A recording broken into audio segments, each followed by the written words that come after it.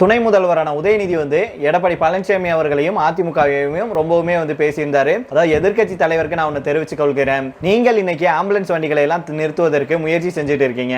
உங்களுக்கு ஒண்ணு புரியல, உங்களுடைய கட்சியை விரைவில் ஆம்புலன்ஸ் வண்டியில செல்லக்கூடிய நிலைமையை தமிழக மக்கள் ஏற்படுத்துவாங்க.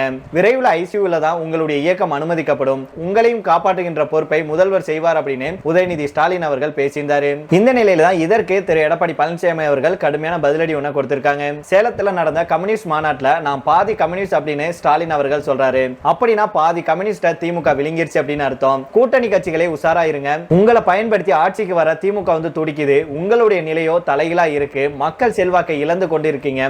மக்கள் பிரச்சனைக்கு குரல் கொடுக்கிறதுல இதுக்கெல்லாம் தேர்தலில் மக்கள் பதிலடி கொடுப்பாங்க அப்படின்னு எடப்பாடி அவர்கள் சொல்லியிருந்தாரு. மேலும் அதிமுக ஆம்புலன்ஸ்ல செல்லும் கட்சி அல்ல. யார் என்ன செஞ்சாலும் கட்சியை அசைக்க முடியாது. அதிமுக வலிமையாக இருக்கு. தமிழகத்துல சட்டம் ஒழுங்கு அடியோடு கெட்டுவிட்டது. போதைப் பொருள் பழக்கம் தாராளமாக இருக்கு அப்படின்னு எடப்பாடி பழனிசாமி அவர்கள் பேசியிருக்கிறாரு. மேலும் அதிமுக ஒருபோதும் ஆம்புலன்ஸ்ல செல்லும் நிலை ஏற்படாது. ஆனா மக்கள் உங்களை 2026 ஆம்புலன்ஸ்ல அனுப்பி வைப்பாங்க. அதற்கான நேரம் வந்துருச்சு. வெண்டிலேட்டர்ல வைக்கப்பட்டுள்ள நிலையில தான் எஞ்சி இருக்கும் 7 மாத திமுக ஆட்சி இருக்கும். 2026 வெண்டிலேட்டர் அகற்றப்பட்டால் ஆம்புலன்ஸ்ல தான் செல்ல வேண்டும் அப்படின்னு அவர் சொல்லியிருக்கிறாரு.